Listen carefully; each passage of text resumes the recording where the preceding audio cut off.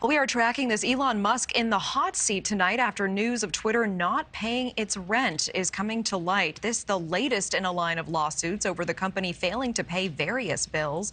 This since Musk has taken over as CEO of Twitter. That company has been sued multiple times and even evicted from some of its overseas offices. It is reported that Musk stopped paying rent on a separate office in Seattle and wants to shut down one of Twitter's New York offices. So joining us once again to talk about the latest turmoil at Twitter is Niall Stanich, White House columnist with our partners at The Hill. Thank you so much for being here, Niall. Good to be here, Natasha. We are tracking these reports. Elon Musk has not been paying bills at Twitter for things like rent, things like travel, specifically private jet travel as well, taken by Twitter's former chief marketing officer. More lawsuits, more drama for Musk and Twitter right now. Yeah, absolutely. But of course, the bottom line here is that Twitter loses an enormous amount of money. And clearly that is a problem that has dogged the company for a long time before Elon Musk took it over. In 2021, it lost more than 200 million. The year before that, it lost $1 billion. So Elon Musk is proposing all sorts of radical surgery. This is one of the reasons why he has been proposing subscription services and things of that nature. But look, obviously it's not good for the image of any major company to be in danger of being evicted from its headquarters for not paying the rent.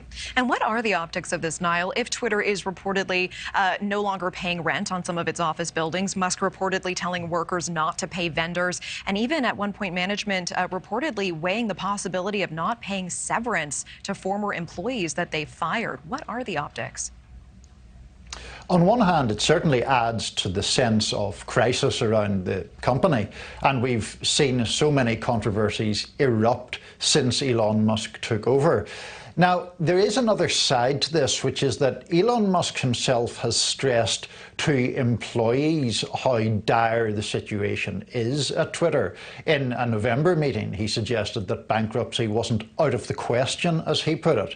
Now, would Twitter really go bankrupt, or is Elon Musk trying to create a sense of urgency, a sense of crisis, to get employees in more of a mindset of being hardcore, to use Mr. Musk's preferred term?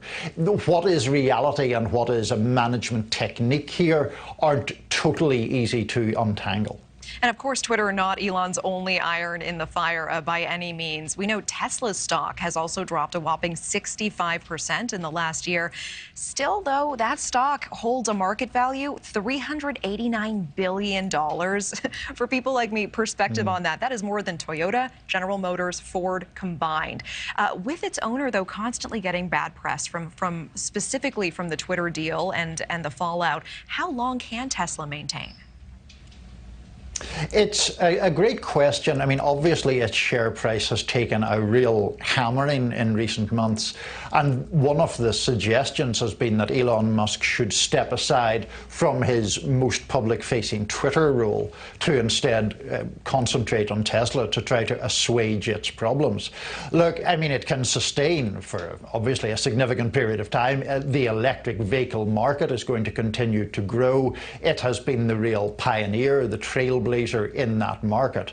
So I don't think we should, count Tesla out by any stretch of the imagination. But clearly a public company losing that amount of value is going to face some very hard questions. Now, last quick question for you in just about 20 seconds. We, live on the air, actually, you and I together were tracking that public poll that Elon Musk put up, seeing if he should step down, saying he would abide by the results. The results came in. People said they didn't want him to be CEO anymore. What prevents him from just installing a CEO who's essentially going to do everything that he wants them to do? I don't think anything prevents him from that. He's the boss at the end of the day. His argument is that he can't find anyone or hasn't found anyone so far, but he will still be calling the shots. And as we know about him, he has no reluctance to do so in any circumstances. Appreciate the perspective. Niall Stanich, thank you as always. Thank you. Thank you for watching. Go to newsnationnow.com to find News Nation on your television provider. And don't forget to click the red subscribe button below to get more of News Nation's fact-driven, unbiased coverage.